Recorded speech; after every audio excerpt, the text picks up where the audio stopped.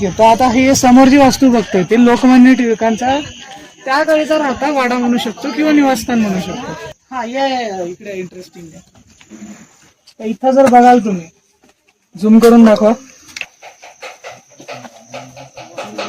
इथे जाताना तुम्हाला भरपूर असे हॉटेल मिळतील. त्यामुळे याला आपण खाम टाके म्हणायचं.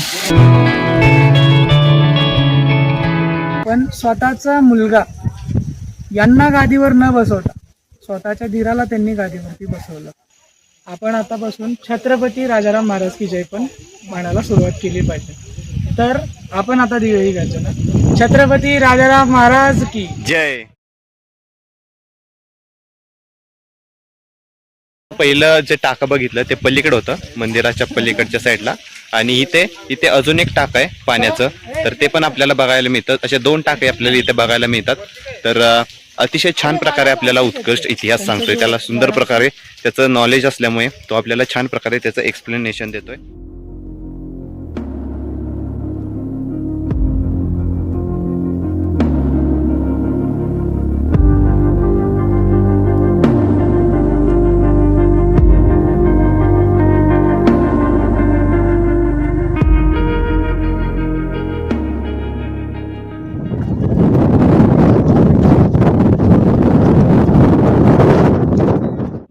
कलावंतिनीचा बुरुज आहे हा. भरपूर अशी गर्दी आहे आणि दाट धुकं आहे. हे बघा, इथून जर पूर्ण खाली जर गेला तर डायरेक्ट खाली आहे. त्यामुळे इथं सांभाळून आपल्याला सगळं ट्रेक करावा लागतो. जास्त पण हे उत्साही होऊन तुम्ही कोणतेही पुढे जाऊ नका, जास्त पुढे जाऊ नका. फोटो वगैरे काढण्यासाठी माणसं जास्त पुढे जात आहेत. तर पुढे वगैरे जास्त जाऊ नका, कारण की रिस्की होऊ शकतं. खाली डायरेक्ट दरीच आहे. त्यामुळे जर तुम्ही या ट्रेकला आला तर याची तुम्ही काळजी जरूर घ्या.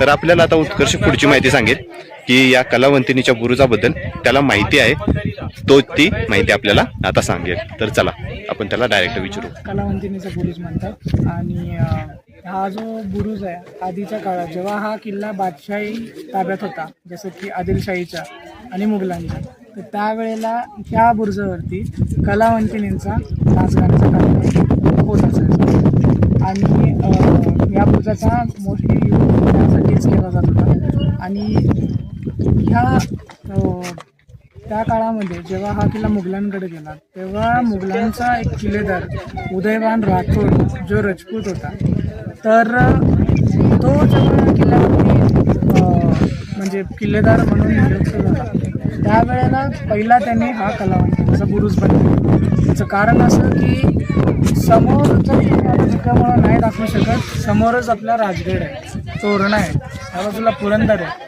तर पुरंदरच्या तहामध्ये सिंहगड तर मुघलांकडे गेलता, पण बाकीचे किल्ले जे आपल्या ताब्यात होते जसे की राजगड, तोरणा, तर ह्या ज्या किल्ल्यांवरतून मराठ्यांचा हल्ला कुठून बी होऊ शकतो.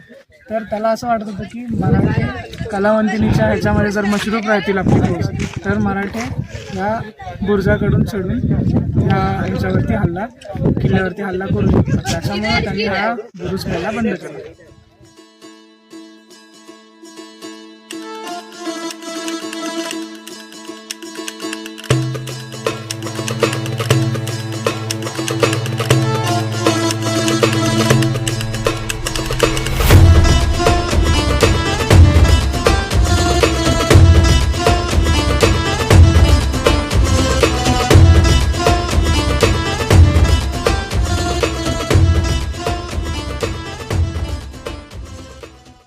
तर आपण ही जी आता वास्तू बघतोय हे ऍक्च्युली स्मारक आहे सुभेदार तानाजी मालुसरे यांचा.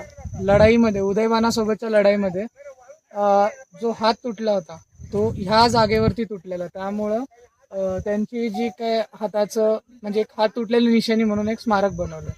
आता आपण सुभेदार तानाजी मालुसरे यांच्या कोंढाणावरच्या स्वारीबद्दल आपण पुढं बोलणारच आहोत, पण तत्पूर्वी आपण ही जागा बघून घेतलेली आहे. आणि ह्या जागेवरून म्हणजे इथं त्यांचा हात तुटला आणि त्यांनी मरण इथं नाही पावले. मरण जी त्यांची पावलेली जागा आहे ती इथून लांब आहे. तर हात तुटूनही ते लढत राहिले उदयवानासोबत आणि लढाई त्यांची धावती असायची. त्यामुळं जखमी अवस्थेत पण ते लढत कुठंपर्यंत गेले ते आपण पुढे जाऊन पॉईंट बघू, जिथं त्यांचं स्मारक आहे तिथं त्यांनी देह टाकला, तिथं त्यांचं ते स्मारक बनवले. आता आपण सध्या तरी जी दिशा पकडली आहे ती चालली आहे डोनागिरीच्या कड्याकडे. डोनागिरीचा कडा अर्थात तानाजी कडा. तिथून सुभेदार तानाजी मालुसरे वरती चढून त्यांनी हा गड जिंकला. हा. त्या भागाला आपण चाललोय. आपल्याला तिथे अजून भरपूर माहिती मिळणार आहे. तानाजी कड्याची भरपूर अशी माहिती त्याच्याकडे आहे. तानाजी कडा त्याला नाव का पडले तर अजून काही माहिती आहे आपल्याला तो सांगितलं जातात.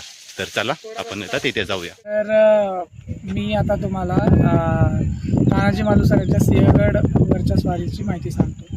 तर पुरंदरच्या तहामध्ये हा किल्ला मुघलांकडे गेला आणि आग्र्यावरून जेव्हा महाराज सुटून आले त्यावेळेला महाराजांनी जे मुघलांना दिलेले किल्ले होते ते किल्ले परत स्वराज्यात आणण्याचा प्रयत्न सुरू केला. तर पहिला किल्ला हा सिंहगडच होता आणि सिंहगड हा घेण्याचं कारण म्हणजे अगदी महत्त्वाचा किल्ला होता आणि राजा जसवंत सिंग हा परत स्वराज्यावरती चाल करून येण्याची शक्यता होती आणि राजा जसवंत सिंग येण्याच्या आधी हा किल्ला स्वराज्यात येणं हे महत्त्वाचं होतं. तर महाराजांनी याची प्लॅनिंग केली होती आणि ह्या कामगिरीसाठी महाराज स्वतः सिंहगडावरती स्वारी करायला येणार होते. तर अशा वेळेला तानाजी मालुसरे, त्यांचे भाऊ सूर्याजी मालुसरे आणि शेलार मामा, त्यांचे जे मामा होते ते राजगडावरती आले आणि राजगडावरती ते आलते त्यांच्या मुलाच्या म्हणजे रायबा मालुसरे यांच्या लग्नाचं आमंत्रण देण्यासाठी.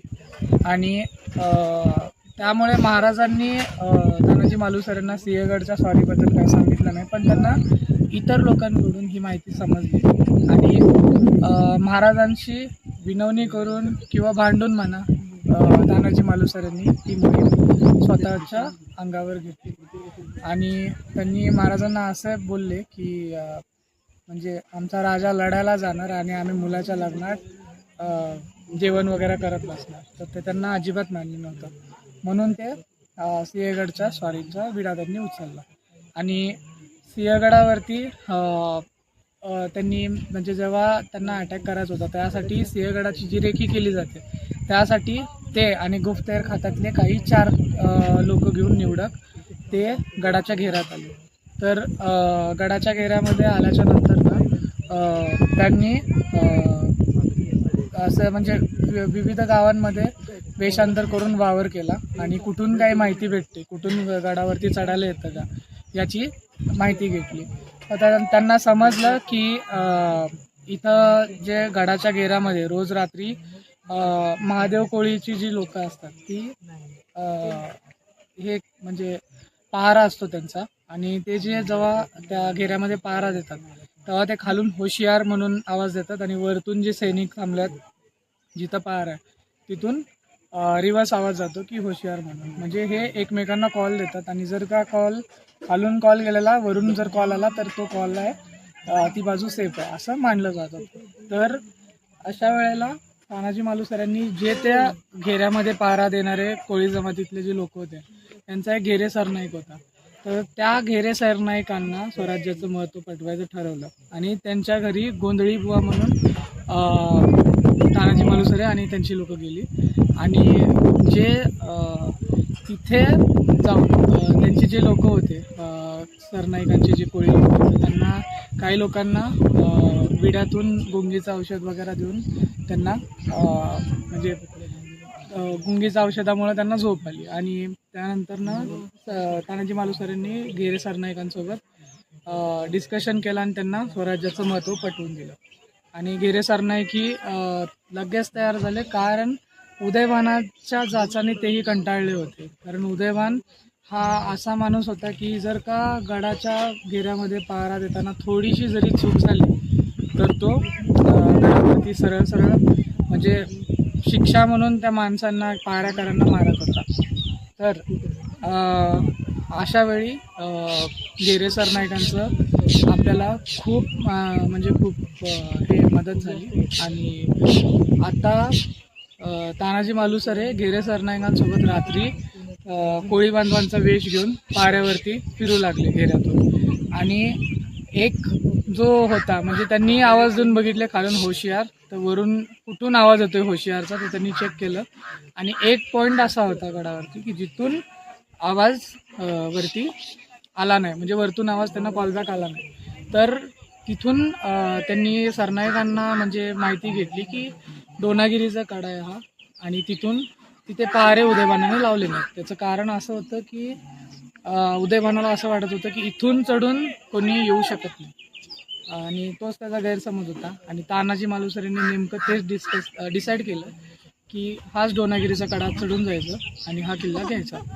मग जसं त्यांचं प्लॅनिंग झालं होतं तसं 500 मावळे घेऊन राजगडावरून सूर्याजी मालुसरे आला आणि तिथून जे त्या दरीमध्ये आल्याच्या नंतर ना तिथून डिवाईड केले मावळे. 300 मावळे सूर्याजी मालुसरे आणि शेलार मामाच्या नेतृत्वाखाली कल्याण दरवाजाच्या इथे येऊन दबा धरून बसले आणि तानाजी मालुसरे कडा चढून वरती आले. आणि जसं तानाजी मालुसरे वरती आले त्यांनी गडावरती हल्ला स्टार्ट केला आणि हल्ला स्टार्ट केल्याच्या नंतर ना काही मावळे नी जाऊन कल्याण दरवाजा उघडला आणि कल्याण दरवाजा उघडल्याच्या नंतर ना सूर्याजी मालुसऱ्यांची जी फौज होती ती आतमध्ये आली आणि तशी सिंहगडावरती लढाई सुरू झाली. आणि त्या लढाईमध्ये लढता उदयभान आणि तानाजी मालुसऱ्यांचा सामना झाला आणि त्या सामन्यामध्ये उदयभानासोबत लढताना तानाजी मालुसऱ्यांचा हात तुटला. तर ती हात तुटलेली जागा आपण व्हिडिओमध्ये दाखवलीच आहे. आणि त्यानंतर ना तसेच जखमी अवस्थेत तानाजी लढत उदयभानासोबत लढत म्हणजे लढत होते आणि जिथं त्यांची आता समाधी आहे त्या जागेवरती तानाजींनी त्यांचा देह टाकला. तर हा असा होता आणि तानाजी मालुसरेंचा स्वारीचा इतिहास. आणि तानाजी मालुसरे जेव्हा इथे म्हणजे तानाजी मालुसरे जर पडले त्यानंतर ना सूर्याजी मालुसरे जेव्हा तानाजी मालुसरे पडले तेव्हा सुभेदार पडले म्हणून सगळे मावळे पळायला लागले आणि सुभेदार पडले म्हणून जे पळणारे मावळे होते तर सूर्याजी मालुसरे जे होते तानाजी मालुसरेंचे भाऊ त्यांनी जाऊन त्या मावळ्यांना अडवलं. जे कड्यावरचे दोर होते ते कापून टाकले आणि बोलले की जर तुम्ही आता पळून जाताय तर तुम्ही उद्या महाराजांना जाऊन काय तोंड दाखवणार. तर आणि त्यांना ते महत्त्व पटवून दिलं की बाबांनो नाही असं आपण पळून चालणार नाही, हा किल्ला आपल्याला जिंकायचाच आहे. मग मावळ्यांमध्ये पुन्हा जोश आला आणि पुन्हा लढाई स्टार्ट झाली आणि हा किल्ला स्वराज्यामध्ये परत आला. आणि उदयभान जो होता तो तानाजी मालुसरांना मारल्याच्या नंतर तोही जखमी झाला आणि त्याची लढाई जी झाली ती झुंजार म्हणजे तानाजी मालुसरांना मारून तो झुंजार बुरुजावरती गेला आणि झुंजार बुरुजावरती त्याची आणि आपले शेलार मामा यांची लढाई झाली आणि शेलार मामांनी शेवटी उदयभानाला तिथे संपवला. त्या दोघांच्या लढाईमध्ये उदयभान मारला गेला आणि जसा उदयभान मारला गेला तसे त्यांची जी मुघल सेना होती ती गडावरून पळायला लागली. आणि येस दॅट्स इट. हा स्वराज्यात गड आला आणि महाराजांना एक निशाणी म्हणून गवताची गंजी गडावरून पेटवायची होती कारण एक्झॅक्ट समोर राजगड दिसतो आपल्याला सिंहगडावरून. तिथून महाराजांना ती खून मिळाली आणि खून मिळाल्याच्या नंतर ना गड स्वराज्यात आला हे कळताच महाराज राजगडावरून इकडे यायला निघाले आणि त्यानंतर ना इथं येऊन पाहतात तर तानाजी मालुसरे म्हणजे मरण पावले होते. तर तेच महाराजांना खूप दुःख आलं आणि मग महाराजांचे ते वाक्य आहेत की गड आला पण माझा सिंह गेला आणि त्यामुळे ह्या गडाचं म्हणजे कोंढाण्याचं महाराजांनी नामकरण केलं सिंहगड आणि तेव्हापासून त्यांच्या शौर्यासाठी हा कोंढाणा सिंहगड म्हणून ओळखला जातो. गड किल्ले स्वच्छ राखण्यासाठी तर आपल्याला प्रत्येक ठिकाणी असे कचरा टाकण्यासाठी आपल्याला कचरा कुंडी मिळते. तर तुम्ही गड किल्ल्यावर काळजी घ्या की कचरा इतरत्र फेकू नका. जिथे तुम्हाला दिसेल कचरा कुंडी वगैरे दिसेल त्यामध्ये टाका कारण की गड किल्ले आपल्याला स्वच्छ राखले पाहिजेत. त्यामुळे पर्यटक जे येतात बघायला पण सुंदर वाटतं आणि आपण स्वच्छता राखली की आपलं निसर्ग टिकून राहतो. तर ओके, तर कचरा कुंडीतच तुम्ही कचरा टाका.